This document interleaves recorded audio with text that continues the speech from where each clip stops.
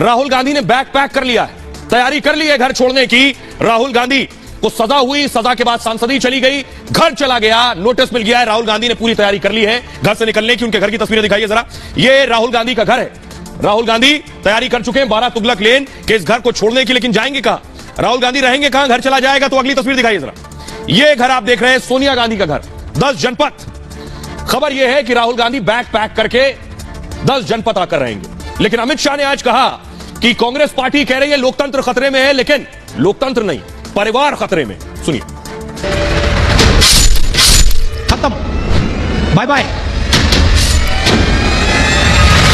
Tata, goodbye, गया। और ये कहते हैं लोकतंत्र खतरे में है। भैया लोकतंत्र खतरे में नहीं है, आपका परिवार खतरे में है। राहुल गांधी की उल्टी गिनती शुरू हो गई है। कांग्रेस के युवराज ने अपना सामान बांध लिया है और जल्द ही राहुल गांधी अपना घर भी छोड़ सकते हैं। खत्म,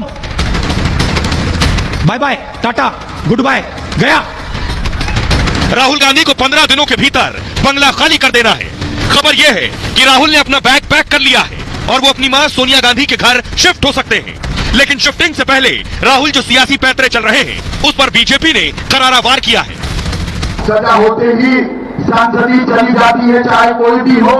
अब तक 17 विधायक सांसदों की सदस्यता रद्द कर दी गई है, राहुल जी की भी हुई। अब इसमें एक कांग्रेस वाले काले कपड़े पहनकर पूरी संसद बंद कर। मित्रों, मैं राहुल गांधी जी को कहना चाहता हूं, कानून का पालन करना हर नागरिक का धर्म होता है। दरअसल राहुल को पहले 2 साल की सजा हुई, फिर सांसदी चली गई और अब बंगला खाली कराने पर पूरी कांग्रेस सड़कों पर आ गई। कांग्रेस पार्टी काले कपड़े पहनकर संसद में प्रदर्शन कर रही थी और लोकतंत्र खतरे में बता रही थी। आइडिया ऑफ डायनेस्टी, आपका परिवारवाद की राजनीति खतरे में है और भारत की डेमोक्रेसी नहीं, भारत का लोकतंत्र नहीं, आपके परिवार की ऑटोक्रेसी खतरे में है। राहुल को 24 अप्रैल के पहले बंगला खाली करना है क्योंकि उनकी सांसदी जा चुकी है। अब सवाल यह है, क्या राहुल जल्द बंगला खाली करेंगे या अगले हफ्ते कोर्ट की सुनवाई का इंतजार करेंगे? भाई, अब मैं आपको बताता हूं राहुल गांधी कहां जाने वाले, कहां रहेंगे, जाकर कहां रुकेंगे। ये देख रहे हैं आप, ये आलीशान घर जो आपको नजर आ रहा है, राहुल गांधी का अगला घर ये होगा।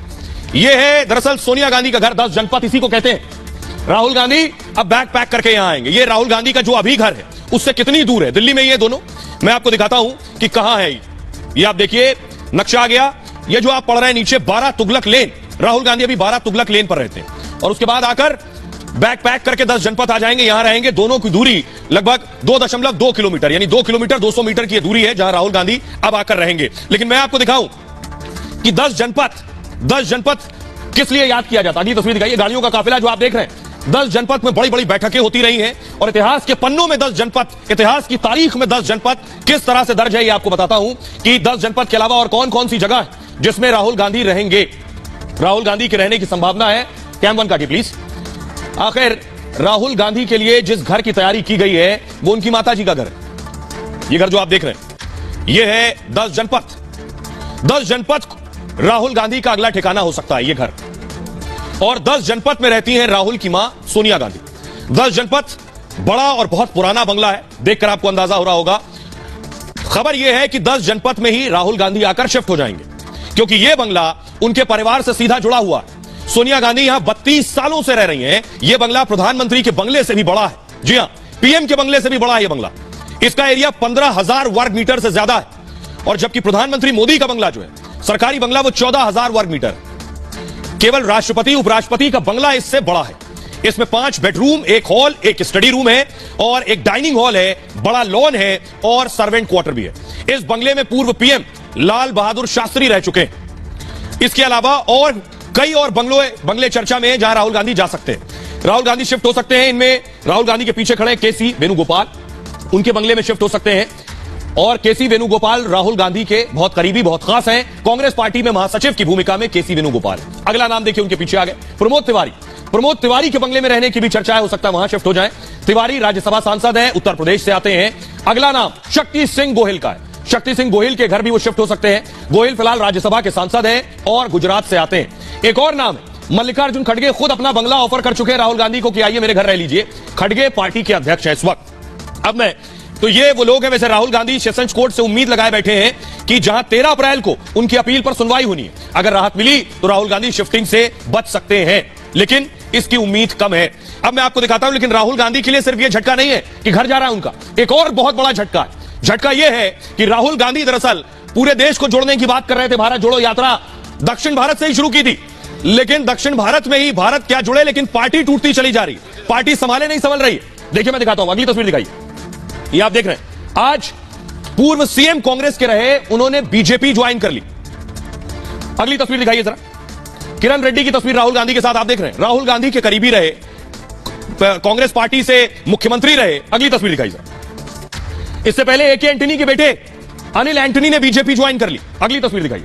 अनिल एंटनी राहुल गांधी के भी करीबी थे और एके एंटनी के सुपुत्र थे।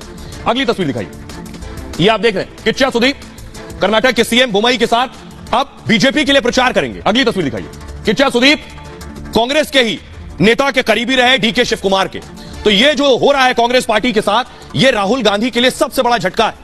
न सांसदी बची है, न घर बच रहा है, और न ही पार्टी के लोग बच रहे हैं। सब पार्टी छोड़ छोड़कर जा रहे हैं। ग्राफिक्स प्ले कीजिए प्लीज। ये आपको पूरी मैं एल्बम दिखाने जा रहा हूं। आप इस एल्बम को देखकर समझेंगे इस भारत जोड़ो यात्रा का कोई फायदा नहीं हुआ, किसी को नहीं जोड़ पाए, पार्टी को नहीं जोड़ पाए तो किसको जोड़ेंगे।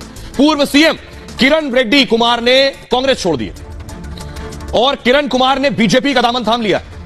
किरण कुमार आंध्र प्रदेश के मुख्यमंत्री हैं और उनकी गिनती कांग्रेस के गद्दावर नेताओं में थी।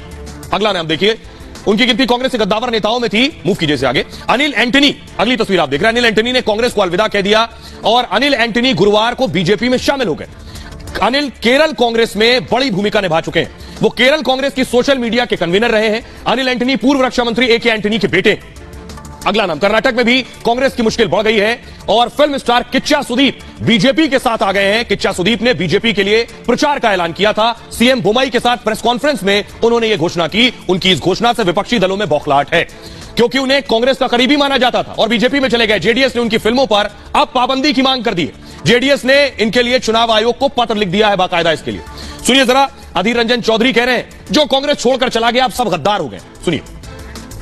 जॉन रेड्डी साहब, उनको ये लगा कि और उनको उम्मीद बचे नहीं है। अभी उनको ये लगा कि सही समय आ गया गद्दारी करने के लिए, और गद्दारी करने के समय जरूर बीजेपी पार्टी कुछ उनको लुभाए होंगे। गद्दार साबित करते हुए बीजेपी पार्टी में शामिल हो रहे हैं। कांग्रेस पार्टी को विचार करना पड़ेगा। जिस तरीके से यूपी के अंदर, गोवा के अंदर, मध्य प्रदेश के अंदर, आंध्रा के अंदर, आसाम के अंदर, केरला के अंदर हमारे लोग छोड़ छोड़ के जा रहे हैं, क्या कारण है? हम ये नहीं कह सकते कि जिसको जाना है जाए, जिसको नहीं जाना है वो ना वो पार्टी के अंदर रहे। और इससे भी बड़ा सवाल है, वो सारे लोग एक दिन में अपनी आइडियोलॉजी, अपनी विचार बदल के उस पार्टी के अंदर जा रहे हैं जिसकी आइडियोलॉजी बिल्कुल उल्टी है। आंध्र प्रदेश के मुख्यमंत्री रहे, बहुत अनुभवी नेता हैं। अगर वह भारतीय जनता पार्टी आज ज्वाइन किए हैं, इससे पहले भी कई कांग्रेस के वरिष्ठ नेता भारतीय जनता पार्टी में ज्वाइन किए, तो आप समझिए कि कांग्रेस किस दिशा में जा रही है। कांग्रेस भटकी हुई दिशा में जा रही है, नेगेटिव पॉलिटिक्स कर रही है, देश को बदनाम करने का काम कर रही है। इसलिए वहां से परेशान होकर के वह प्रधानमंत्री मोदी जी के नेतृत्व में भारतीय जनता पार्टी के साथ काम करना चाहते हैं। सबका स्वागत है।